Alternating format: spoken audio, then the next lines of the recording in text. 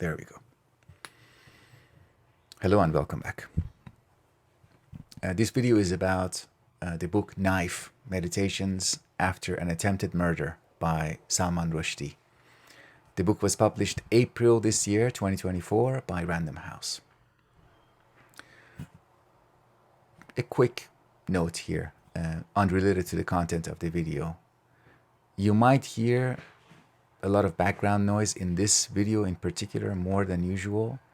And it's because we have adopted 2 new kittens. They are very young, they're very energetic, and they're together, there's 2 of them. So they are running around and interacting with a lot of objects and with each other. And the effect, there are 2 effects of this. One is that my attention might be distracted towards them with their sudden movements. The other one is some background noise. Hopefully not too much. If I listen to the video and feel like the background is too much during the editing process, I'll have to either not post the video or do something. Okay. While I was thinking about this video, putting together my notes, my friend and fellow YouTuber Mike, who runs Mike G's Eclectic Reads, posted a very interesting review of a book called Curtain by Agatha Christie. The full title is Curtain, Poirot's Last Case. And maybe because my mind was so involved with this concept of the knife, I attached it to the curtain. I couldn't help but see some deep similarities and connections between these 2 concepts of knife and curtains, 2 metaphors, or maybe 2 concepts, objects, acts that could be understood or explored when we use one of them as a metaphor for the other one. So let me expand that or unpack that. The curtain falls in the context of the theater, a theatrical performance. It falls at the end of performance, and in doing that, it's like a knife. It cuts. It puts a clear end to the play, and it divides and separates the time inside and outside of the play.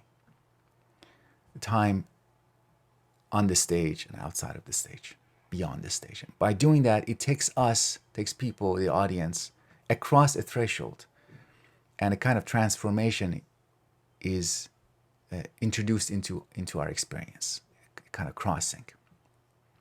In addition to that, if you watch Mike's video, you'll hear him say that in that book, Curtain, the theme of the novel cuts much deeper than any other Poirot novel, like a knife. It's a knife-like description.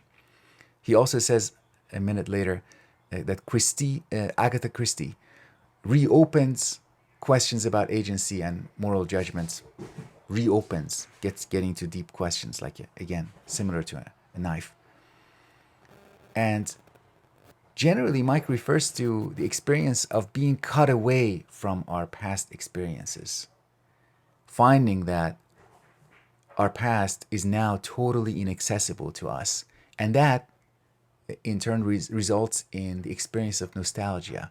And Mike observes that the birth of nostalgia is not as much about the good qualities of our past experiences as much as it is about the fact of inaccessibility, the fact that we can't return. And that impossibility of return makes it feel like, oh, the good times are inaccessible. So I'm talking about the curtain, the knife, but in the context of theater, fiction, performance, an explicit performance that we are watching, and we know it is a play, it is that we are watching a theatrical performance. We are aware that there's fiction. When the curtain falls in that kind of situation, it doesn't hurt us as much. It's not like a trauma because we are aware of the fact of fiction. The curtain becomes like a knife when it interrupts the flow of our experience and we are not aware of that possible interruption. So an event that we can describe as a knife forces us to realize that our experience has or had blind spots in it. And because of those blind spots, we were completely, totally unaware, unprepared for this kind of interruption. Another way of saying that is to say that the interruption forces us to realize that we were living a kind of fiction, that we were living within a fiction that could be interrupted. Philosophers discuss this topic in terms of the event as a philosophical concept. And towards the end of the video, I will say more on the philosophical understanding of the event. So thank you, Mike, for that video on curtain. And I put a link in the descriptions here to that video. And there is one more reference to Mike's channel later in this video. Now, getting to the book that is the subject of our discussion here, Knife. And you see that I'm trying my best not to be distracted towards the kittens, but it's a challenge. They have a very knife-like presence in the flow of my discussion here. So in Knife, Salman Rushdie describes his experiences around the assault on his life in August 2022, while he was giving a talk in Chautauqua, New York. He was attacked by a young Muslim man, stabbed with a knife repeatedly, with a literal knife. And he was seriously injured. And he was himself and people around him, people who are close to him and love him, they were all traumatized. But thankfully, he survived the attack. His descriptions in the book are detailed. He traces his recovery, he, recollects his memory of the event. And the book also includes reflections on his life prior to August 2022. And we find that in some ways he recovers, he has recovered, but in some other ways, the event has left an irreversible mark on his body and mind. And he writes, for example, about the permanent loss of his right eye and the emotional difficulty of coming to terms with that loss, with accepting that loss, adjusting to it. The fact that with one eye, your field of vision is smaller, it shrinks compared to what you had before, and that you lose depth perception. You lose, because depth perception is partly thanks to binocular perception and the disparity between the image on the two retinas. And simple things, everyday acts like pouring coffee into your cup now are challenging.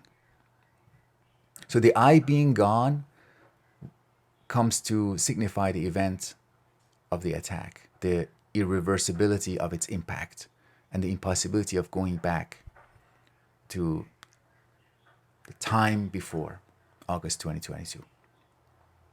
What I appreciate the most about Rushdie's book, this book in particular, was the attempt to go back to his life, to his autobiography, the larger life story, and to reorganize that life story around this one particular event, to attempt a retelling, a re-examination of a life story. And part of this retelling is that very question: do I have to retell the story now that this has happened? And how much of the story changes now that I'm retelling it in light of the knife event, the injuries and survival? What has come to light? What aspects of life, myself, the world, and others are now more prominent in my mind? And new centers of gravity, new narrative gravitational centers that now the rest of life has to organize itself around this. And moving away from this book, in general, some people refuse to retell or revise stories. And if we do that, if an event, a major event happens in our lives and we refuse to retell and revise our stories in the face of a major event, I think that's a sign of dogma. It's a sign of dogmatism, a kind of hard-headed dogmatism that is unwilling to revise. I said that I return to Mike G's Eclectic Reads and his videos, and here's another reference to his great reviews. On the topic of retelling, Mike has a video on Jane Smiley's book, 1,000 Acres. I haven't read that, but I know from Mike, thanks to Mike, that it is 1,000 Acres is a retelling of King Lear. And in that video, if you watch that, again, link in the descriptions, there is a 10-minute segment in that review where Mike reflects on what retelling is, what it does, and what we should and we can expect from a retelling. What makes a retelling a good retelling. That's a nice addition, I think, or not, extra bonus material to what I'm talking about here. The way I'm thinking about retelling is somewhat different, but it is connected to Mike's reflections. I'm thinking about retelling as a response to a disruptive event, an event that is forcing us to retell. And among other things, a disruptive event forces us to retell our canonical stories. If we have canonical stories, we now have to retell them in response to an event.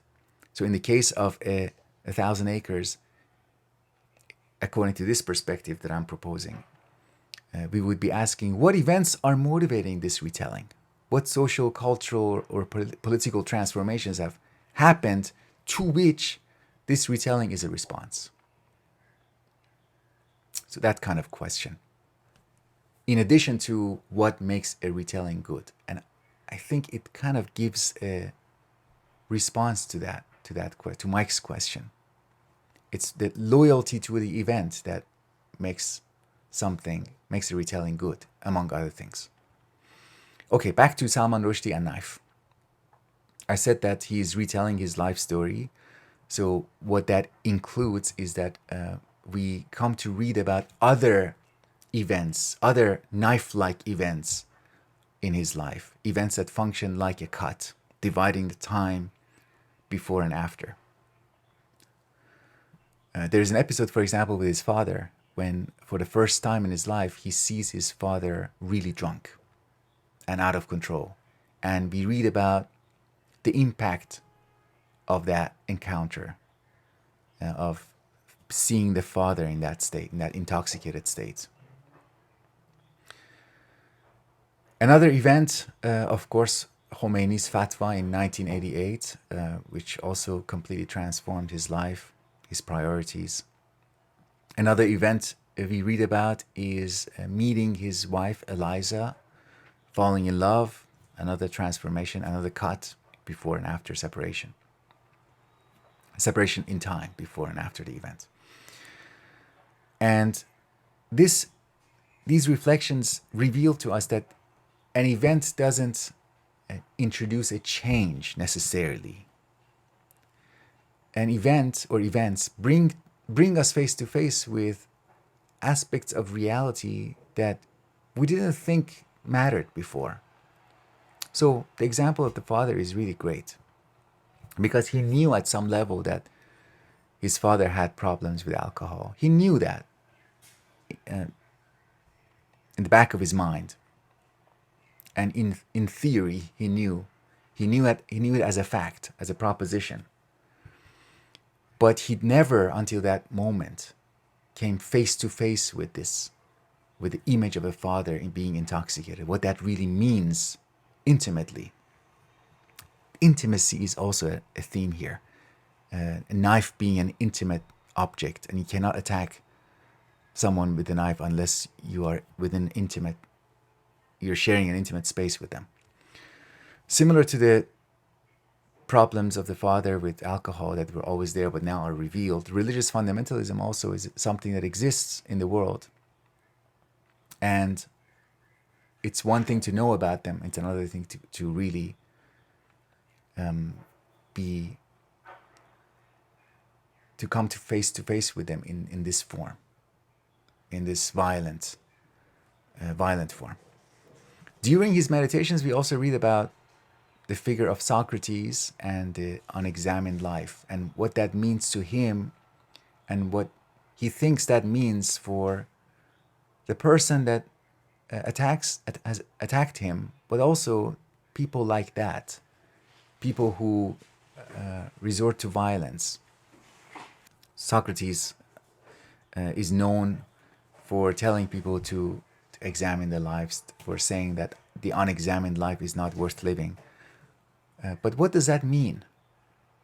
What is the difference between an examined life and unexamined life? It partly means an examination of human life in general and the different aspects involved in it. So that includes an examination of things like religion, like art, like love, relationships. And Rushdie says, for example, about art, that if we examine it, if we examine art, we realize that art tends to challenge orthodoxy. Art tends to challenge, one of the things it does, it challenges received wisdom, received convention. And to complain about that, to complain that art makes us uncomfortable, is to therefore miss the point of art. We miss the point when we say that this is pushing hot buttons, or we're not, this is making us uncomfortable or triggering us. In the book, we also read about other authors who had their own encounters with knife attacks. One of them is Samuel Beckett, who was stabbed before he wrote any of his major works, almost any of his major works. He was stabbed on the street by a pimp named Proudhon. And very interestingly, Beckett later goes to court to confront the guy who attacked him. And he asks him, why did you do it? And he doesn't get a satisfactory response from Proudhon. Another writer, Naguib Mahfouz, was also attacked, Egyptian writer, for his, he also created, he received a lot of anger and backlash for his book, The Children of the Alley, which angered some Muslim fundamentalists. And he was also stabbed with a knife on the street on the way to his favorite cafe by someone who had not read his book. So those things also apply to Rushdie's case. A fundamentalist religious person who had not read his book attacked him and was angry about something that he hadn't even read about.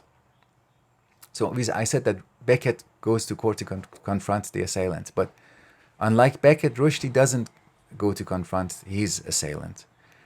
But we do read about an imagined conversation between the two of them, imagined by Salman Rushdie. And in that imagined conversation, very interestingly, he asks him not, why did you ruin my life, or why did you try to ruin or take my life? Instead, he asks him, why did you ruin your own life? You're a young man. Why did you do this? You knew it will ruin your life.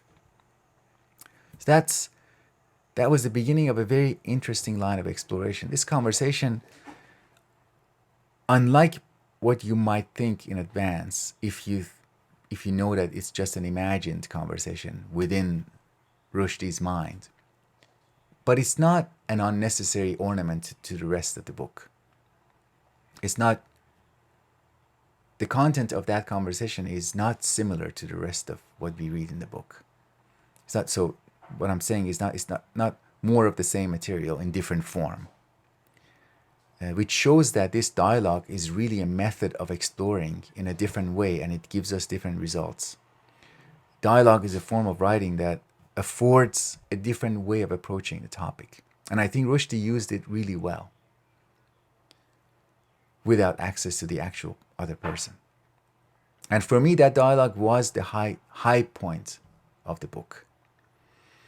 So speaking of high points,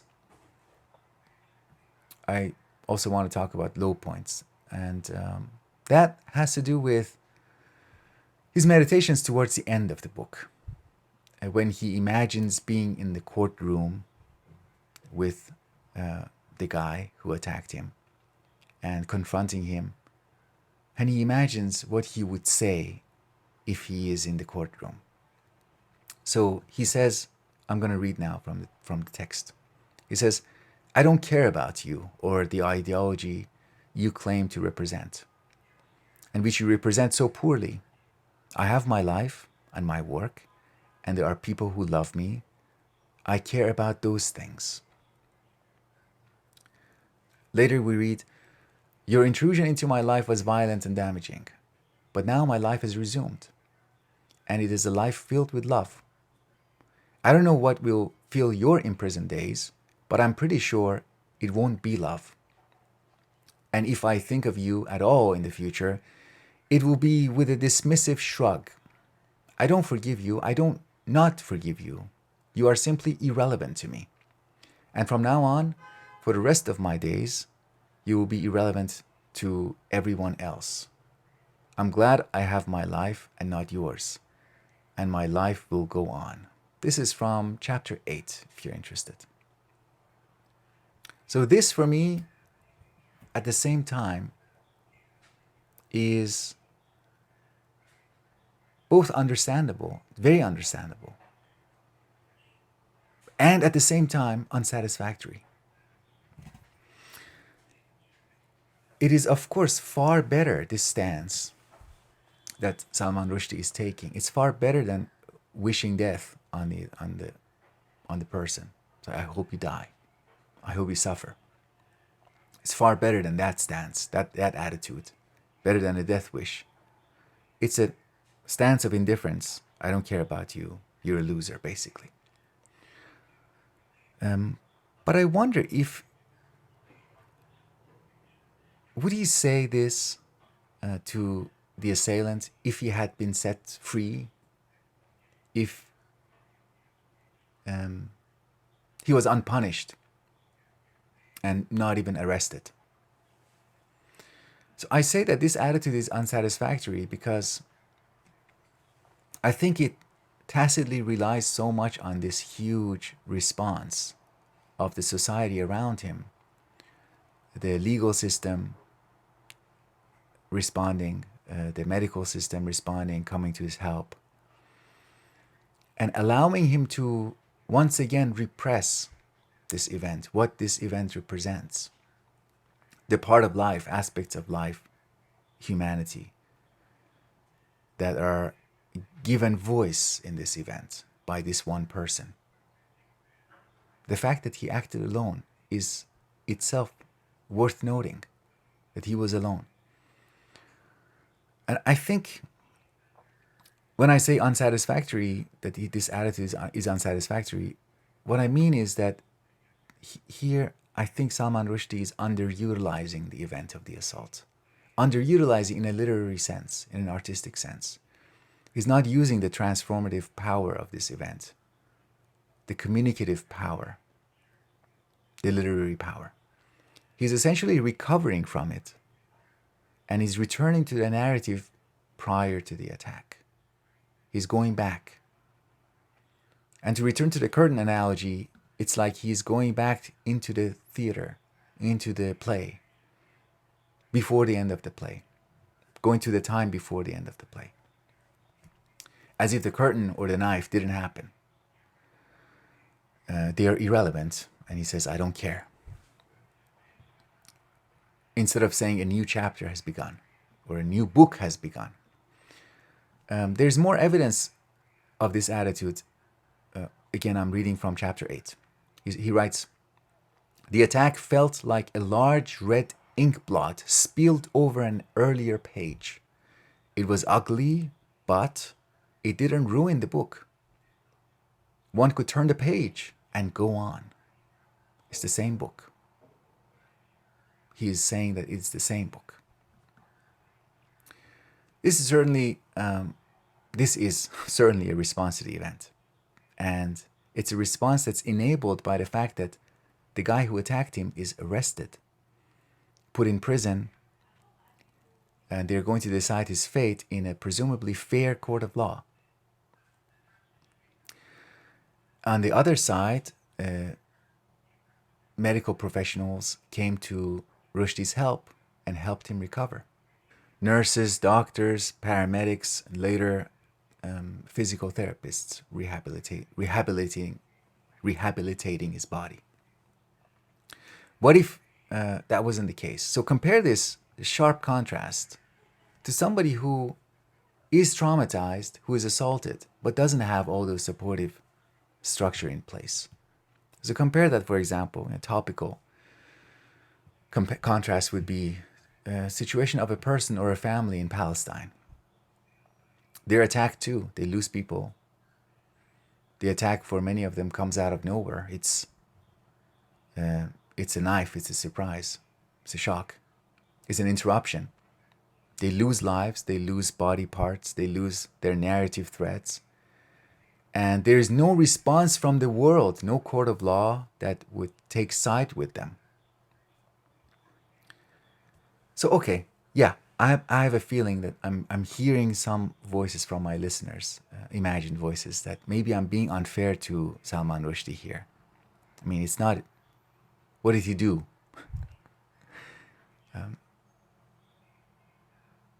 Am I being unfair to him if I say that I wanted him to forgive his assailant? That I wanted him to write that he is forgiving him as a human being, as someone who is himself a victim?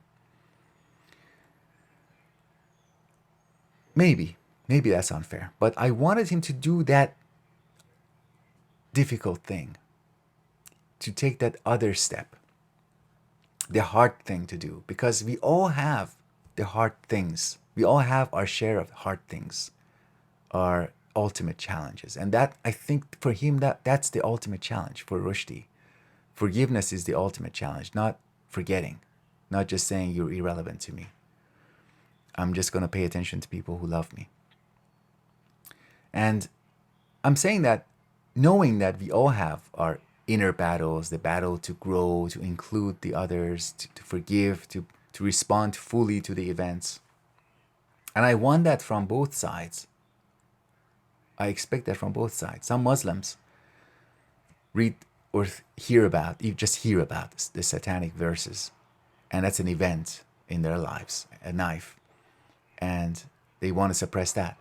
They want to destroy that. Anything that is associated with it, they want it gone, destroyed.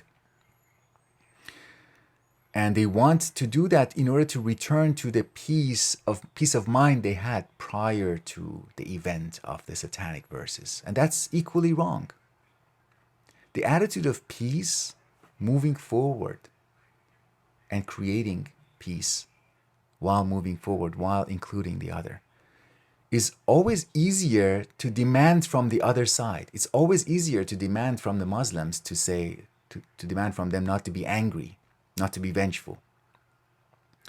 And it's always nearly impossible from ourselves, because hate is just so convincing. Remember that famous line from René Descartes, "I think, therefore I am." That's like a solid bedrock of conviction that you can build stuff on it. So much more convincing is "I hate, therefore I am." That's so much more powerful. And it's the power that we should all resist. So on this topic, I'd encourage you to check out Inventing the Enemy by Umberto Eco. And let's return to the book. There is one more topic in the book that I'd like to touch on, and that's the topic of religion. Salman Rushdie discusses religion in this book, and he frames his discussion in terms of 3 points. He makes 3 points. One of them is he doesn't want to talk about it anymore. This is the last time. And he repeatedly says, here and elsewhere, he's tired of talking about the satanic verses, defending it, saying what it actually is and what it is not. He wants to move on. And similar to that, he doesn't want to talk about religion anymore. So that's number one. Doesn't want to talk. He wants this to be the last time. Number two, he thinks religion should be private. He wants religion to be a private thing.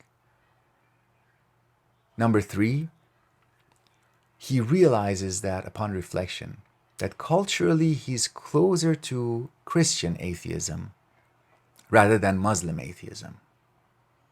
All those three things deserve discussion, I think. But I'm going to focus on one of those. Which one? Second one. The idea that religion is private, should be private. The whole concept of what is private, what is public, and how the two are related to each other. I'm not going to talk about, if you're familiar with my channel, I know that some of you would now here expect me to get into Richard Rorty, but I'm not going to talk about Richard Rorty now. I'm going to talk about The Red Notebook, a short, cute novella, French novella, written by Antoine Laurain. It's a novella, it's a story about a private notebook, a diary. And through a series of events, this private diary is displaced. It's lost and is discovered by another person. The owner of the diary, the original owner of the diary, is one of the two main characters. The person who discovers the diary, the Red Notebook, is the other main character of the story. What I find most interesting and most relevant about this novella is that displacement. Because through this displacement, the Red Notebook, the diary, the secret or private diaries, become very impactful in the story. The impact of this private object goes well beyond the life of the original owner. But that impact only happens, it can only take place through the displacement. A displacement of this private object is the event of the novel.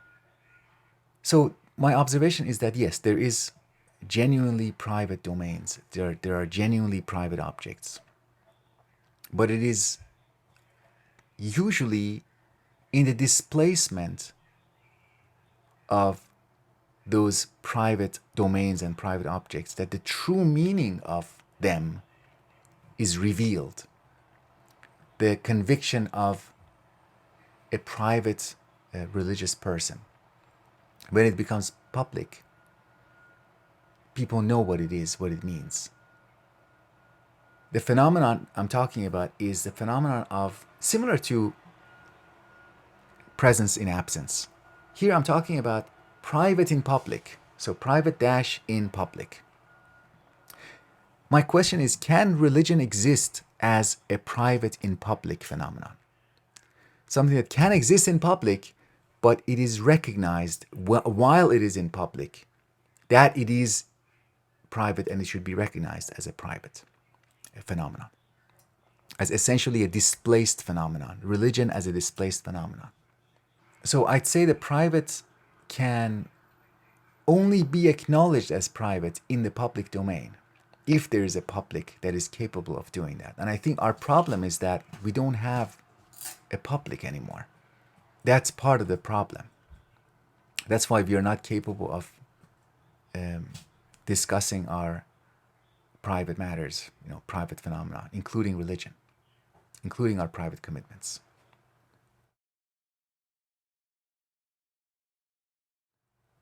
Other references in the book include Naguib Mahfouz and his book Children of the Alley and the Cairo trilogy.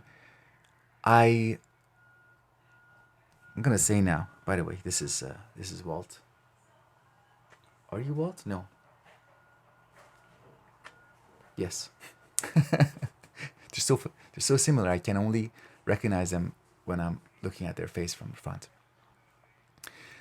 Sometime in 2025, I'm going to discuss Naguib Mahfouz. And if I don't, feel free to remind me. Other books that I'm curious about that are discussed in this book, Knife, are Judy Picoult's book, My Sister's Keeper, on the theme of loners, who a loner is, what a loner is, and Rushdie's own book, Shalimar the Clown. Now, as I said, my thinking of this notion of the event is influenced by my reading of philosophy and philosophers. And if you're interested in reading a little bit about the event, transformative role of events, the ontology of the event, there are some light sources, including this short book by Badiou and Žižek, Philosophy in the Present. And the first half of this book is by, there are 3 parts, I think. The first part is by Alain Badiou, Thinking the Event. The second part is Slavoj Žižek, Philosophy is Not a Dialogue. And the third part is a discussion between them. I really like the first part by Alain Badiou. He writes 8 theses that try to summarize his philosophy about subjects, events, universals. I'll just read for you thesis number 3. Badiou writes, every universal originates in an event, and the event is intransitive to the particularity of the situation. So what does Badiou mean here? The event is intransitive to the particularity of the situation. It means if you know everything about the situation itself as it is described by somebody who is, for example, sitting in the lecture hall in Chautauqua, New York. If you describe the event, you can't predict, anticipate, explain the event of the attack. The event of the attack is completely foreign to the situation. The event interrupts the situation. It cannot be fully understood or explained by the specific features of the situation. It's a rupture, and it's a point of transformation.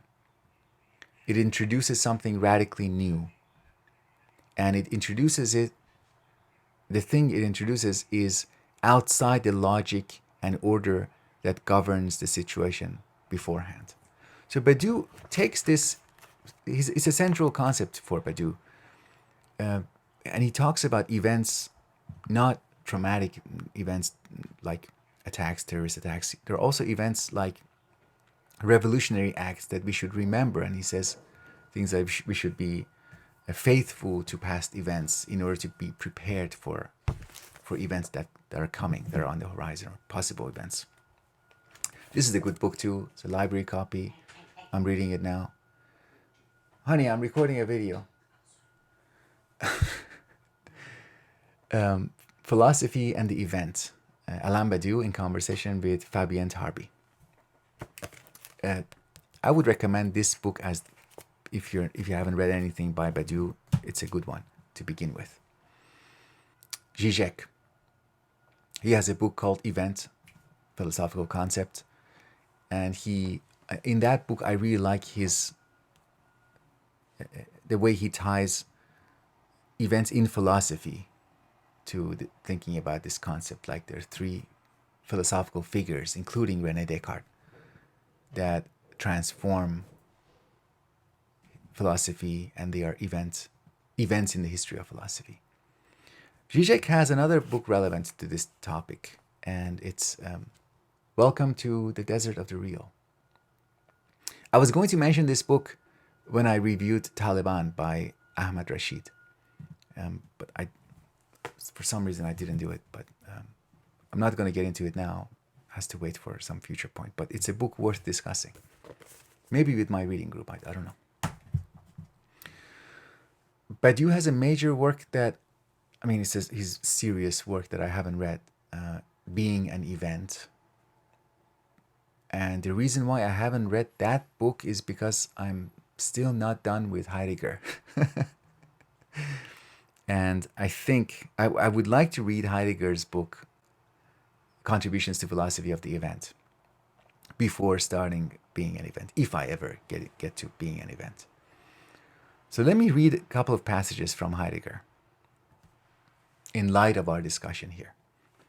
Heidegger writes, or Heidegger's translator, writes, "To be shocked is to be taken aback, that is, back from the familiarity of customary behavior and into the openness of the pressing forth of what is self-concealing. In this openness, what was hitherto familiar shows itself as what alienates and also fetters."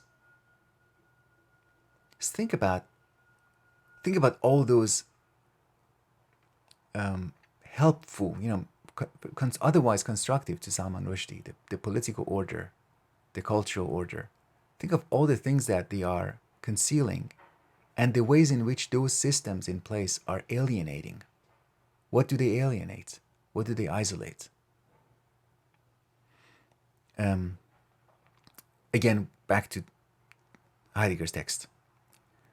In this shock, it is precisely the self-concealing of being that opens up, and because beings themselves, as well as their relation to them, want to be preserved. This shock is joined from within by its own most proper will, and that is what is here called restraint. The first being in that second passage is spelled as with a Y, so B-E-Y-I-N-G. He uses this spelling to refer to something deeper and more primordial than what is conveyed by simple being. It's close to being with a capital B, but not exactly the same meaning. I want to read, before ending this video, the passage from To the Lighthouse by Virginia Woolf. And here we are reading in this passage about James, one of the characters in To the Lighthouse. He's sitting on the boat, looking at his father, fantasizing about stabbing his father with a knife. I'm reading a passage from chapter 8, part 3. But this theme of aggressive feelings against the father are present from the very beginning of this novel. Woolf describes here using this mood, using a phrase that I really love, impotent rage. So pay attention to that, the impotent rage. Quote, "He had always kept this old symbol of taking a knife and striking his father to the heart. Only now, as he grew older and sat staring at his father in an impotent rage, it was not him, that old man reading, whom he wanted to kill. But it was the thing that descended on him, without his knowing it perhaps, that fierce, sudden, black-winged harpy, with its talons and its beak all cold and hard, that struck and struck at you. He could feel the beak on his bare legs where it had struck when he was a child. And then made off, and there he was again, an old man, very sad, reading his book. That he would kill, that he would strike to the heart, whatever he did, and he might do anything, he felt, looking at the lighthouse and the distant shore. Whether he was in a business, in a bank, a barrister, a man at the head of some enterprise, that he would fight, that he would track down and stamp out. Tyranny, despotism, he called it. Making people do what they did not want to do. Cutting off their right to speak. Cutting off their right to speak. Okay, and that gives us a different interpretation, I think, on the event of the knife, from the perspective of James, from the perspective of potential and actual assailants. It's a genius of. It's really an indication of the genius of Virginia Woolf, and the genius that he transfers to James's perspective, that he can dissociate between the thing that he wants to stab and the thing that is actually there, present in front of him. All right, I'll stop here. Take care of yourselves. Thank you very much for watching. If you're interested in my reading group, this weekend, we are starting Capitalism and the Death Drive. I'll see some of you there. Bye for now.